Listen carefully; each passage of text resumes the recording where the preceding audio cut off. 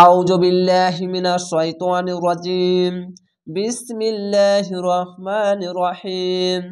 ইয়া আইয়ুহাল চিকন চিহ্ন মারদে আরজি 3 আলিফ টেনে পড়বেন, আলিফকে হামজা পড়বেন। যদি আলিফের উপর নিচে জেদ যাবার পেশ বা যে কোনো জিনিস আসলে আলিফকে হামজা পড়বেন।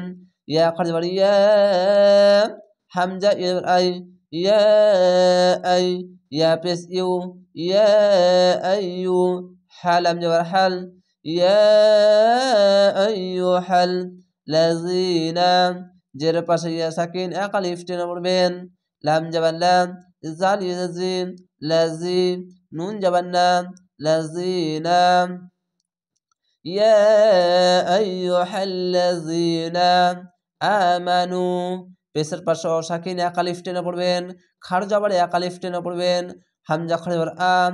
আপনাদেরকে বলেছি আলিফের ওপর নিচে যে জাবার পেশ বা যে কোন জিনিস আসলে আলিফকে হামজা পড়তে হবে। হামজা খাড় আম মিম জাবার মা আমা নুন অপেশ নু আমানু ইয়া আইয়ুহাল্লাযিনা আমানু খাযুম পেশের পাশে অসাকিন এক আলিফ টেনে পড়বেন, খ পেশ খুম জাল অপেশ জুম খুজুম। অবশ্যই আপনারা একটি করে শব্দ পড়বেন এবং আবার পিছন থেকে পড়বেন, আরেকটি শব্দ আগাবেন আবার পিছন থেকে পড়বেন। কেননা এইভাবেই যদি প্র্যাকটিস করেন ইনশাল্লাহ অনেক দ্রুত রিডিং পড়তে পারবেন এবং মুখের জড়তাটা দূর হয়ে যাবে। তো এইভাবে আমি প্রত্যেক ক্লাসটি নিতে পারছি না, কেননা অনেক বড় ক্লাসটা হয়ে যাবে, তার জন্য।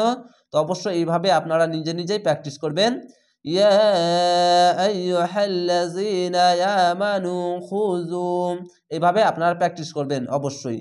আমি এমন করে আপনাদেরকে পবিত্র কোরআন শেখাতে চাইছি, বাংলা ভাষা যদি জানেন তাহলে বাংলা ভাষার মতোই আমি আপনাদেরকে বুঝিয়ে বুঝিয়ে এই আরবিগুলো শেখাচ্ছি। কেননা এই পেশের পাশে অসাকিন থাকলে এক আলিফ টেনে পড়তে হবে, খাড় জাবার থাকলে এক আলিফ টেনে পড়তে হবে এবং আলিফের ওপর নিচে জেদ জাবার পেশ বা যে কোনো জিনিস আসলে আলিফকে হামজা পড়তে হবে। এই বিষয়গুলি আপনাদেরকে বলার কারণ হচ্ছে, আমি এইভাবে বললে আপনারাও যদি এইভাবে দেখতে থাকেন তাহলে আপনার মাথায় এই বিষয়গুলি ঢুকে থাকবে এবং মনে রাখতে পারবেন। তার জন্য আমি এই নামগুলো এবং গুণাগুলোর বিষয় অনেক সহজ ভাষায় আপনাদেরকে বুঝিয়ে দিচ্ছি।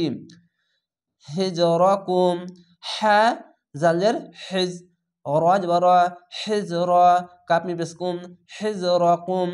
অবশ্যই এই হা উচ্চারণটি একটু গলা চিপে বাতাস বের করে হবে, গলা চিপে নয় একদম বাতাস বের করে এরকম ভাবে হিজরাকুম। ফাংফিরু পেশের পাশে অসাকিন এক আলিফ টেনে পড়বেন, এখানে ফাগুন্না বাংলা আনস্কারের মতো ফা নুন যাবার ফাং ফাজের ফি ফাং ফি র অফিসরু ফাং ফিরু সুবাতিন জাবারের পাশে খালি আলিফ এক আলিফ টেনে পড়বেন, সাপে সু বা আলিফ বা সুবা তা দোজের তিন সুবাতিন। এই সা উচ্চারণটি নরম করে হবে এবং এই জাল অক্ষরটি নরম করে হবে।